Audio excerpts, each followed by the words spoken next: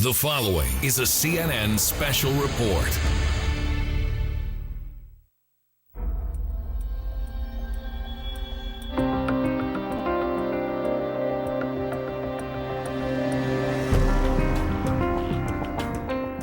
Hello and welcome to the CNN special report. I'm Dr. Sanjay Gupta. For the next hour, I'm going to bring you a story that may be hard to believe. It's a personal story for me because the subject of this hour is my friend, Miles O'Brien, a reporter and a CNN analyst. As journalists, we usually don't report on our friends, but Miles' story is extraordinary. A little over a year ago, he suffered a life-changing accident after a case of camera equipment fell and hit his left forearm. It left this ugly, painful bruise, and Miles did what I think most of us would have done. He brushed it off. He thought it was just a bruise and that he'd be fine. But 48 hours later, Miles was in surgery fighting for his life and ended up losing his left arm above the elbow. It was a tough time for Miles. The loss of his arm so traumatic, he even thought about taking his own life. In this next hour, I'll explain exactly how and why this happened, and also take you inside Miles' life as he shares with us his dark times, his challenges, and his triumphs. I woke up and I was in this room and I felt my arm just as it had been there before. And I thought, phew, I dodged a bullet. And I looked down and I realized I could barely believe what I saw. Miles O'Brien's life was changed forever after waking up from surgery for a seemingly minor accident. His ordeal, hard to believe, but it could happen to anyone. And we should roll again. Miles had always loved adventure. It's a beautiful thing. As a kid, his father would take him flying. As an adult, he learned to fly on his own.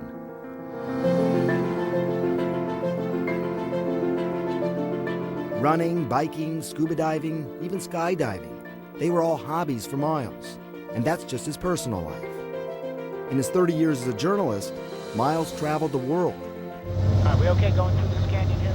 Time to start climbing. Okay. Using his personal interest and expertise to report on stories about space and aviation. In fact, he even attempted to go into space after NASA agreed to take him on a mission. He would have been the first journalist to fly in a space shuttle. All right, Miles, back over to you. All right, got a little problem on the Space Shuttle Columbia. It has been out of communication now for the past 12 minutes. But the tragic explosion of the shuttle Columbia ended that program. Miles is the sort of guy who always seems to have the right answers, a solution for every problem. Hard work, risky trips, all a regular part of Miles' life. So when Miles had a chance to visit the failed nuclear reactors in Fukushima, Japan last February for PBS, he jumped at the chance. As the groundwater passes through the plant, it gets mixed in with the contaminated water that is used to cool the melted down cores. We, as journalists, we sometimes do dangerous assignments. You and I have both covered these types of dangerous assignments over the years, and I remember sort of, of course something bad can happen. Prior to this trip, when I got injured, the times I got nervous were doing those crazy hurricane live shots. We are in a much more sheltered spot. So on this particular trip, I would have guessed going to Fukushima, and the damaged reactors at Fukushima would have been my highest risk part of the trip. On this trip, Miles traveled alone. He did it all: shooting, editing, reporting. I was on a one-man band reporting tour.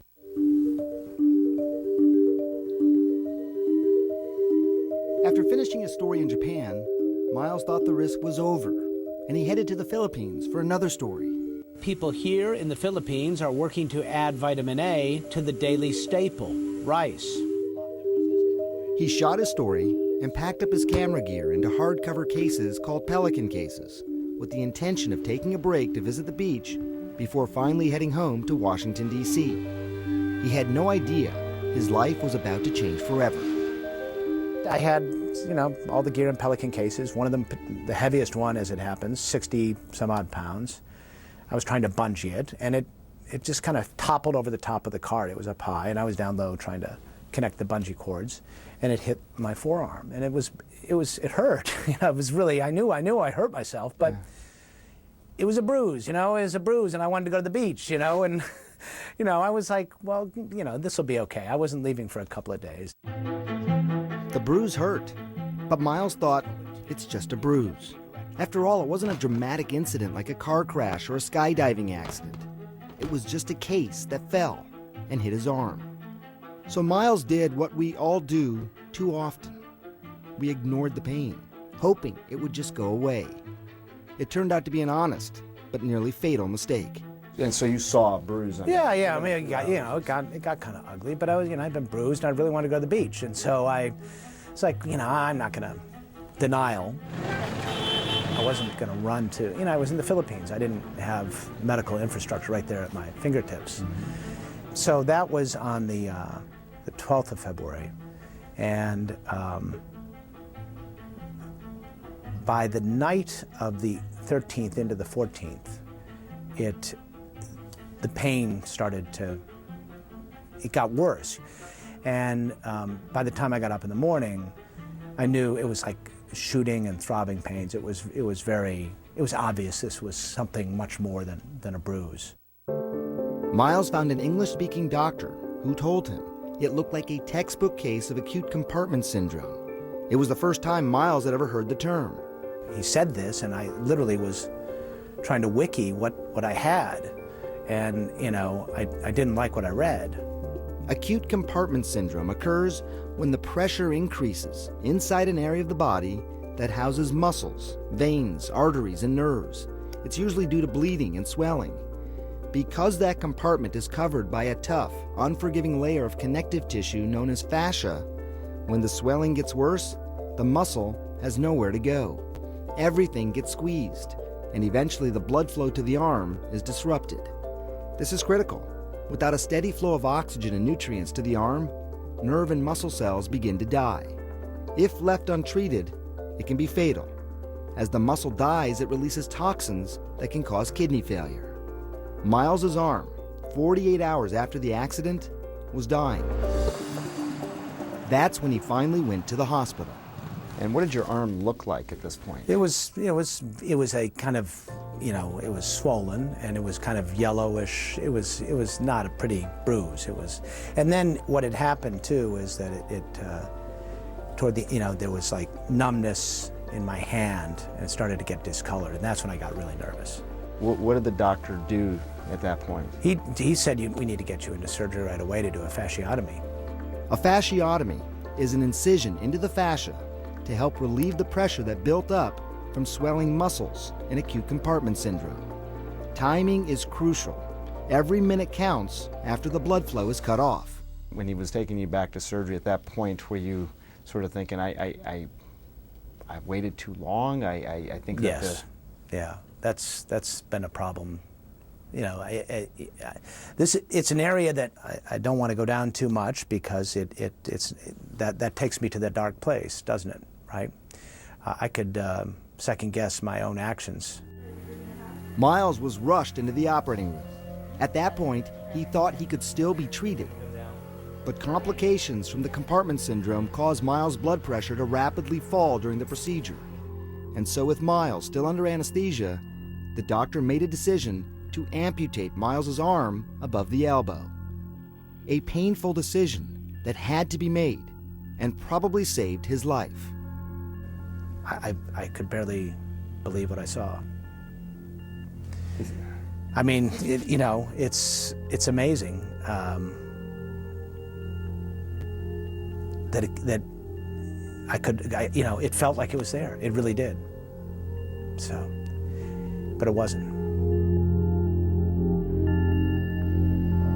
Miles was alive, but he was in deep denial over what had just happened to him. I don't think we're very good, human beings in general, are good at perceiving what our real risks are, right? You tell people you're going to Fukushima, they go, you're crazy. You tell people I'm stacking up some Pelican cases, they say, so what? Our perception of risk does not match the reality, and I have learned that in a very painful way. The denial was so strong, Miles left the hospital 2 days after his operation and checked into a hotel. He didn't tell anyone that his arm was gone. Not his family, not his friends, not his coworkers. No one knew. Instead, Miles went to work writing the stories he shot in Japan and in the Philippines. Denial in this case is a pretty powerful coping tool, and it got me through those early days because I knew more than anything that, this horrible thing had happened, but I wanted as soon as possible to get back to my life. This was going to be harder than he could ever imagine. He tried to throw himself back into his work, but simply struggling to type with just one hand was an immediate and stark reminder of what had happened. For a guy who had always had the solutions, here was a new set of problems that he didn't have answers for. Alone in that hotel room, Miles plunged into a dark place.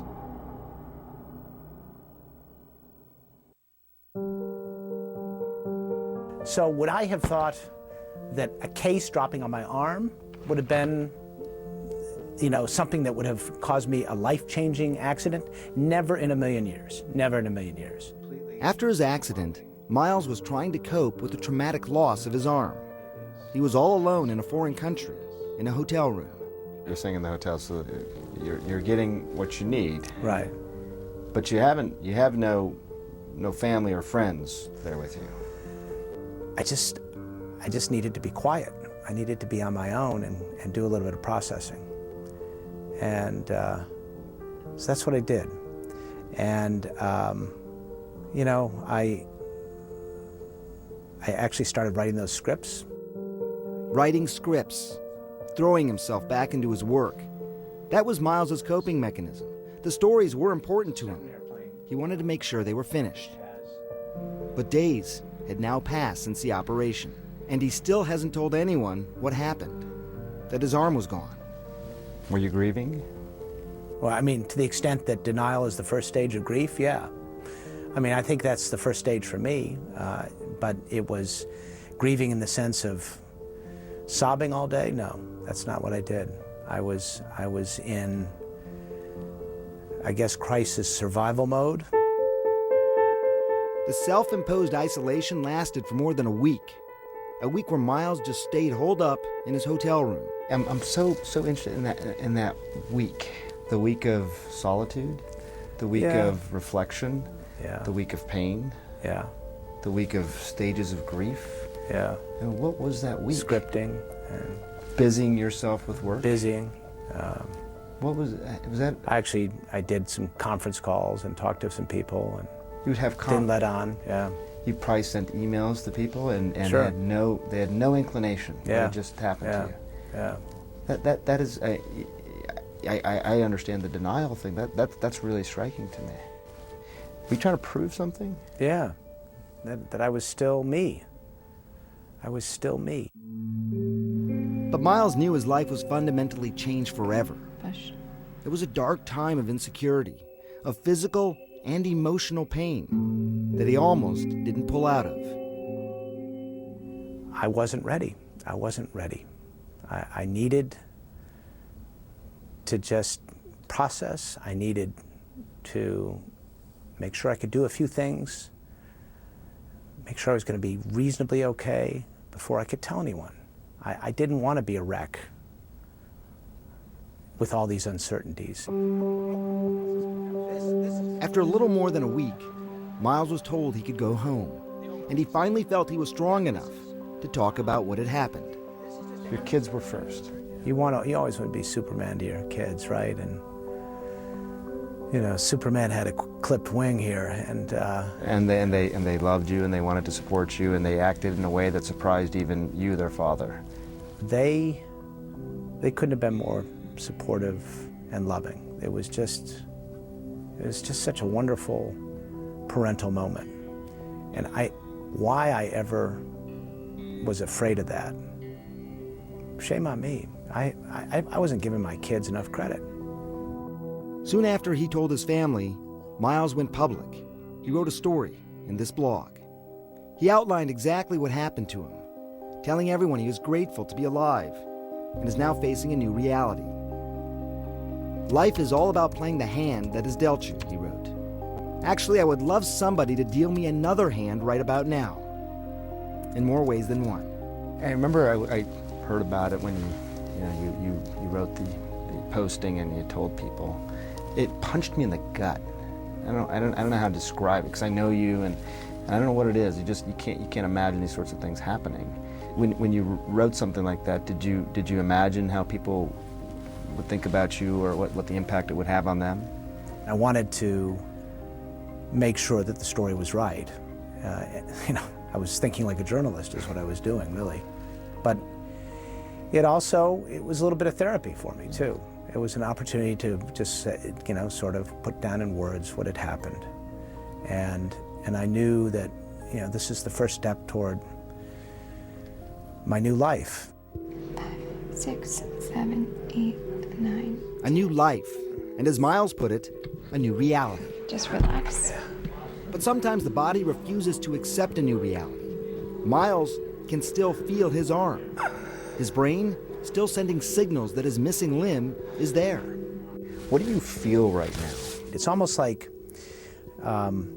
imagine like when your foot goes to sleep or your hand goes to sleep, and as it is waking up and you get the sensation back and it's kind of partially numb and kind of tingly, that's kind of the feeling that I have almost all the time there. And then on occasion I'll get, kind of these electrical jolts or what seem like twitches in my missing fingers. It's a really bizarre experience to have sensation and pain in a place that doesn't exist, except in your mind, right? This is common among amputees. More than 80% still feel their missing limb in the early days after an amputation. It's called phantom limb syndrome. We don't know exactly how or why it happens, but some theories suggest the brain is rewiring itself after the loss of input from an amputated limb. And so it reassigns the sensations of that limb to a different part of the body. In Miles's case, if you touch his chest, he feels it in his missing arm. The other thing is, Sanjay, when I do this, I feel it in the tip of my fingers. Is that right? Yeah. When I do this, I feel it in my fingers. And there's a place on the bottom of my heel that I discovered in a massage. The rewiring of the brain can often result in phantom pain as well. The limb may be missing, but the pain is very real. I just got a twinge, by the way. Just got like an electrical jolt. And the phantom? Yeah, it just happened. Yeah, so I think some of it, too, is when you're actually focused on it, too, it tends to be more of a problem. These phantom sensations usually subside over time. Medicine can help, and in Miles's case, medical marijuana has worked the best. He's also tried mirror therapy, which is designed to fool the brain into thinking the missing limb is still there. Basically what I'm doing is I am placing my sound hand in front of a mirror so it looks like I have my missing hand. And then what I'm doing is I am matching the movements that I'm making right now and the positioning of my phantom hand with the sound hand. So when I'm concentrating down, I'm moving my thumb of my phantom hand and I'm going to match the movement with my sound hand. So my brain looks at this and thinks, oh, you're moving that missing thumb and oh, there's a thumb.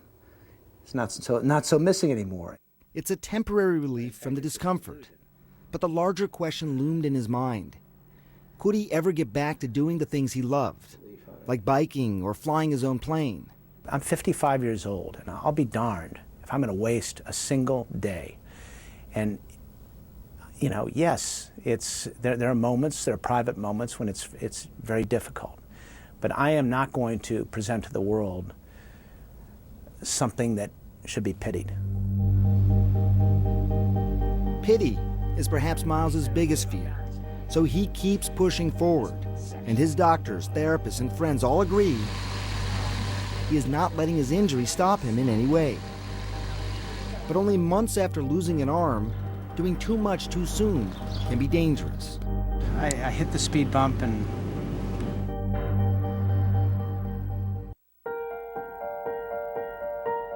So it's Crystal Cantu.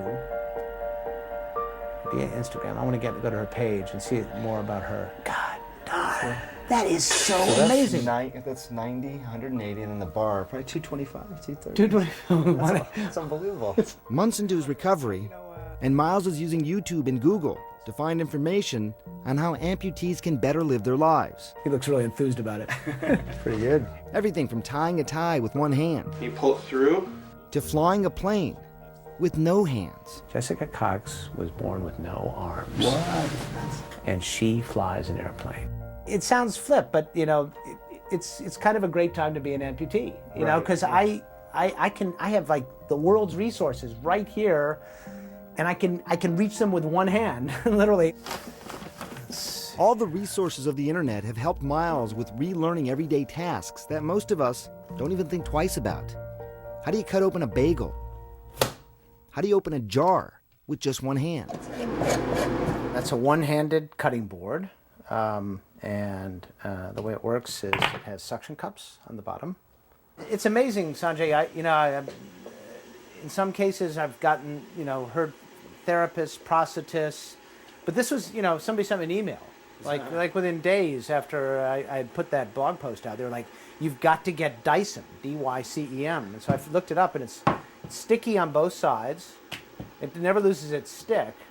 I'd love to know how they invented it. It was probably some mistake. They were probably trying to make a Post-it note, or some weird thing happened, or maybe a nuclear bomb, and this came out, right? So what you do is, if I try to open that jar, I'm going nowhere, right? Yeah. But on this, it works. So that's really useful for a lot of things. We're going to try it right now, first time ever. Here's whether it works or not. Miles isn't really a one step at a time sort of person. He's more like 5 steps at a time. While dealing with his everyday needs, he's also trying to learn how to get back to his active lifestyle as quickly as possible. Miles wanted to be up and running, literally running, soon after this amputation. It may have been part of his denial of his injury, and it didn't end well. You were running, and then you fell. Right. So what happened?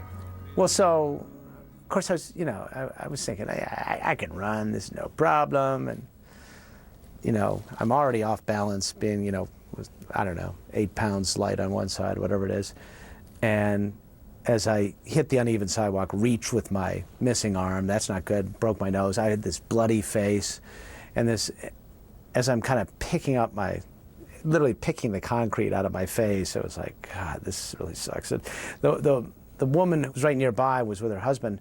She looked at me and she was horrified. She said, "Oh my God, look at his arm." And I said, "Don't worry, that didn't happen today." She started laughing. I was like, what are you going to say? Coping mechanism for you, but you also put her at ease. But that goes back to where I was telling you that people do respond to how you respond to it, and I want people to, I see people as I walk down the sidewalk, and a lot of people just look away, and I hate that. I hate that. Miles O'Brien, first of all, let me just say it's great to have you back on CNN. Miles is a television guy. He's used to putting on a good face. But none of this is easy. Scratch just one layer below the surface, and there is a lot of hurt and frustration there, and perhaps still a layer of denial, which propels him to take these chances and push himself so hard to get back to where he was. After the fall, Miles's amputated arm was badly swollen, setting back his physical therapy. So pain goes right down in through here. Yeah, and this is a really bad spot in there, that too, yeah. Dr. Alex Dromerick from the National Rehabilitation Hospital in D.C. has been helping Miles through his recovery. Miles and I have a relationship where he tells me what he's done rather than what he's going to do, so I find out afterwards. You can view that 2 ways. You can view it from a we must keep him safe perspective, or you can view it from this is a guy who's living his life the way he's choosing to. He's smart, he can make choices. Arm amputations in the United States are much rarer than leg amputations. The best estimate puts the number at about 40,000. So not a lot. Arm amputees also tend to be physically active risk takers. It's often the cause of their amputation in the first place. Arm amputees are really cool. They're a little wild and crazy in the sense that they are really interesting people. and many of them got their amputation or lost their arm because they're interesting people doing interesting things that are maybe physically risky. So they may be skydivers, motorcyclists, Marines, people who take physical risk. A lot of the folks with arm amputation reject the prosthetic limb. Check it out. Pull it down. Let's see what we got. But Miles does need a prosthetic limb for certain activities, like biking. And he wanted to get back to training as soon as possible. Before the accident, Miles was planning on a 300-mile charity bike ride across Michigan in honor of his sister, who had died of cancer. I looked at this, I was like, oh, I can ride. I can figure this out. There's a gadget for me. So he again researched online and found different ways arm amputees can ride a bicycle. I need that now. He started off with this. And we pop this in.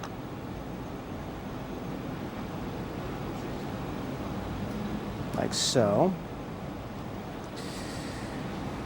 So you have to get a hand for every occasion. A plastic grip that hooks onto the handlebar. It's still a little bit like I'm learning how to ride a bike again. I might as well be 5 years old. I'm 55, I might as well be 5. It seems to work. But then, a setback. Miles, what happened? It was a speed bump. And I'm not exactly sure why I went head over heels. I was like,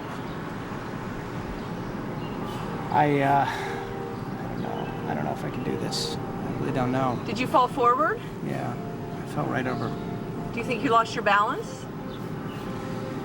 Yeah, I definitely lost my balance. I don't know what happened. I hit the speed bump and something, I might have been braking when I hit it. That could have been it. That would have been a bad thing.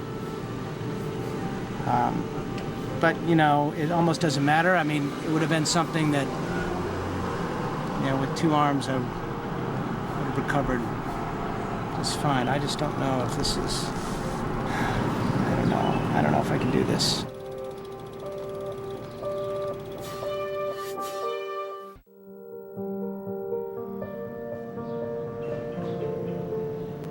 Setbacks are a regular part of Miles O'Brien's life now. Learning to live with one arm has been challenging, especially since he is so active. He fell and broke his nose while running. He also fell off his bike multiple times while training for a 300-mile charity ride. The idea of, just sitting around and thinking about my plight and wondering when I could run again, or just going out and trying it, for me, the latter is the obvious course of action. So I don't run the same way anymore. I run looking very carefully where I'm running. So a lot of it wasn't so much that I shouldn't have run at that point. I was running as if I had 2 arms and nothing had happened. And so I don't run the same way, I don't ride a bike the same way, but I'm still doing it. Wish us well! Miles hasn't just changed his physical approach to life. Just looking at him, you can see that he's changed his emotional approach as well. The support he received after finally sharing his story of his accident was surprising to Miles and overwhelming. Reading the emails that came in, I had no idea how people who I love, people who I know, and people who I don't know from Adam care and offered support and love and friendship and help. And that's such a powerful gift. But I had never been a good recipient of that, ever in my life. Reading the emails that poured in kept Miles going in the early days after his accident. You get a ton of emails, right? Yeah. I know I sent you emails. Yeah. Let's go find yours. That'd be right around the time, right? Let's see, let's see, Sanjay. Okay, so this is right around, there we go. Dear Miles, Sanjay here. I've been thinking about you nonstop. Even with one arm, you write pure poetry, my friend. I know you've heard it many times, but I'm so sorry for your ordeal. Don't know if that's what everyone here. We're all thinking about you and wishing you the very best. Many Miles stories were shared today.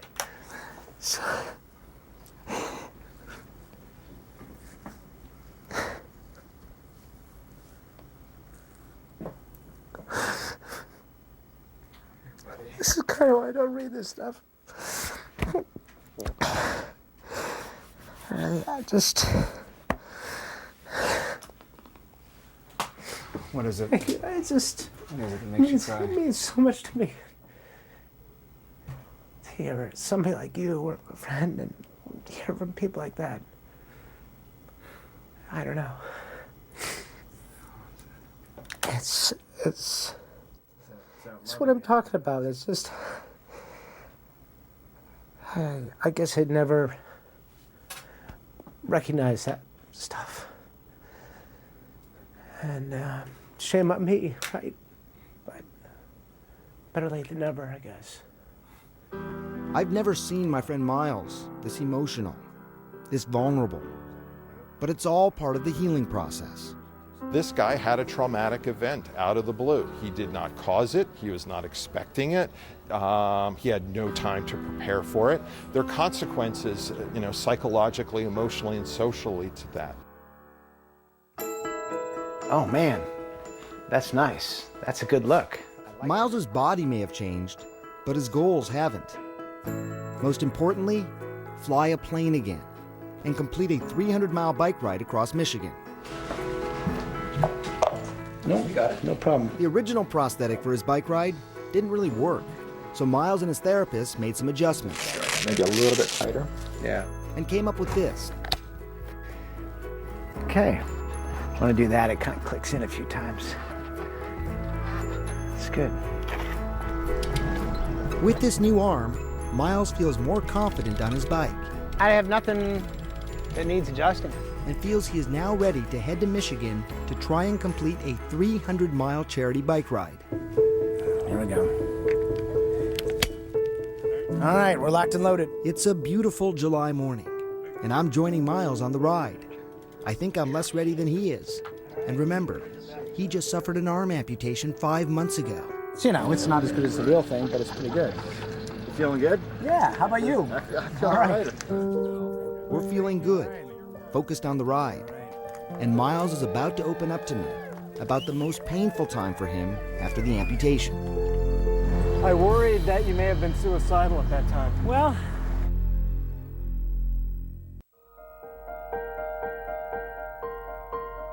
keep going. Just months after a life-threatening surgery, Miles is speeding through his recovery. He's running and biking again, and now wants to tackle one of his biggest challenges. You're known to be a pilot. Yeah. You want to do that again. Absolutely. What is the biggest limitation, biggest obstacle to actually doing it? Landing. Safely. I like the no hesitation. You gotta, what goes up. That's the problem. You gotta land it. But I'm gonna figure it out. I really am. I'm gonna MacGyver that one somehow. And he does. Miles has found a way to get back up in the air. Hi. I'm Miles. And this will be my first flight driving. Well, with what one I'm arm. going to do is, now tell me about the arm. Well, it's missing. If you that. should see it anywhere, please let me know. No, actually, that'd be kind of gruesome. All right, so should we do a walk around, or we want? Yeah. You already master off now. Let's get the master off. Now off. Miles has been a licensed pilot since 1988 and has logged 2,300 hours. Some of the gust locks. All right. Yep. Make sure aileron hinges are secure and they move without any binding. All right, that looks good. But this is his first flight after the amputation. One-arm flying is tricky. Usually one hand is on the throttle, which controls the power, and the other is used to steer. Miles hooks his prosthetic arm onto the throttle. His instructor is behind him with his own set of controls in case there's a problem. So let's try this. Let's see. It has a little hole there, and I think I can. That actually works way better than I thought. As long as you can keep her from slipping off. That's the slipping off part is what I'm a little worried about. After the routine safety checks, they're ready to take off. All right, so we'll do that. This is kind of fun. This would be fun no matter how many limbs you had. I think it's doable, but it's a little bit intimidating. The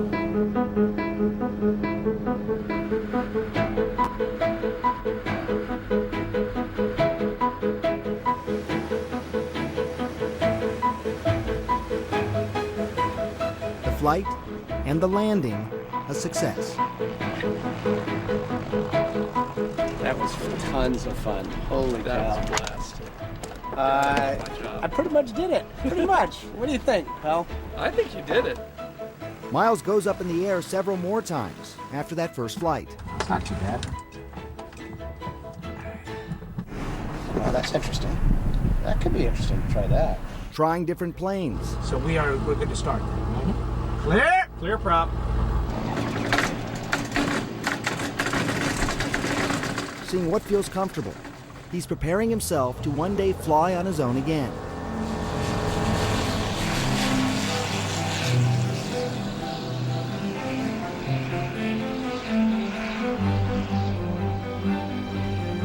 Each time, a perfect landing. Thank you, my friend. That was great. These first few flights go smoothly for Miles. Learning to bike again was perhaps a bigger challenge.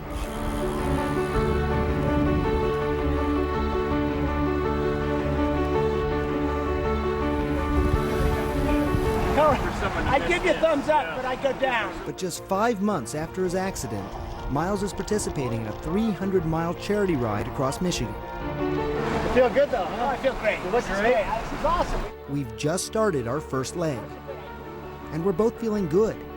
Miles' new prosthetic arm is holding up extremely well. Most people watching could not imagine doing this 300-mile bike ride. I don't want people to get the wrong idea. This is not for everyone. Everybody has their own path to ride, quite literally.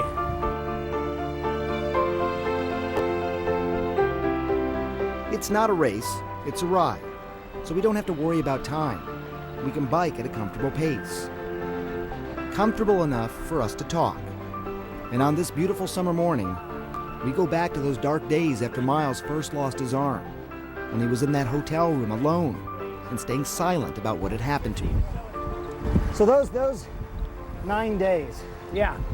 When you say you didn't want to go there, what does that mean? You didn't think you'd come back? Yeah. Yeah, I didn't think I'd be me again. It was tough to ask this next question, especially to a close friend. But I'd always wondered what was really going through his mind those first few days after his amputation. I worried that you may have been suicidal at that time. Well, I could see myself getting there. I really could have. I could have easily, just not come back. I could, honestly, of course that stuff crosses your mind. Well, I was talking to my wife about it, and I said, you didn't talk to anybody for a long time. Yeah. And she said, maybe, we thought that maybe you were thinking about it and didn't want anyone to know or talk you out of it. Well, I needed to sort through the full range of options, and I mean the full range, on my own. But it worked, I got through it. That's all I can say. Yeah. I get you now. And I'm back. I feel like I'm going to be. You're back. 13 and a half miles. A few more to go, but whether I do 300 miles or not, this morning, on this beautiful July day, I feel very much alive, and I feel very grateful to be alive. It's a privilege to be able to do this.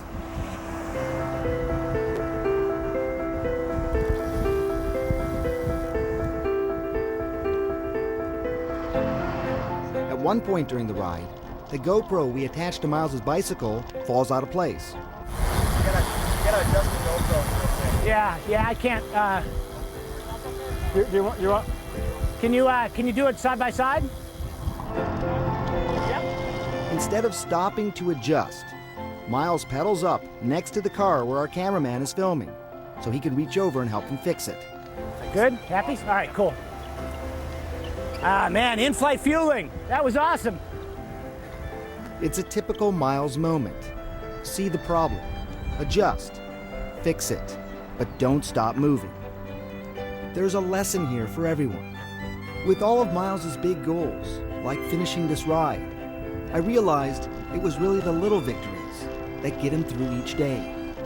In the end, Miles finished the entire 300 miles.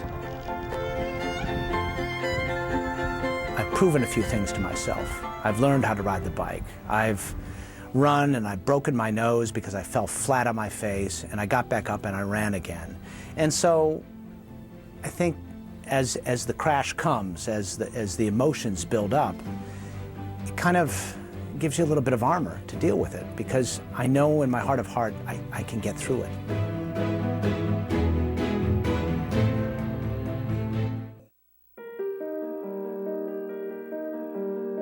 You know, the interesting thing about this talking to you, Miles, again, I told you it was a bit of a punch in the guts. I was a little nervous to do the interview just because, I don't know, it's tough. I know it's not tough for me as it is for you, but it is still in some ways hard to see your friend go through this. But I think that the times that I've kind of gotten the goosebumps is when you talk about the good parts. Yeah. You know, the outreach and the love and all that. Well, somebody asked me about that. They said, you know, if you had to trade what you've learned, you know, this whole idea that, you know, we aren't alone. We all support each other. It's okay to be helped. It's actually really great. It's empowering to be helped. If you had to trade all that knowledge that I have learned through this very hard lesson for having my arm back, what would you do? And I think I'd always go for love. I know that sounds strange, but love trumps. Miles's rehab doctor says it usually takes 2 years to recover from a traumatic event. 1 year to make it through birthdays, holidays, and the anniversary of the event. And then by the next year, as you go through these dates again, you realize life goes on. Miles has just finished the first year of his recovery, and it's clear that for Miles, life definitely does go on. I'm Dr. Sanjay Gupta. Thanks for watching.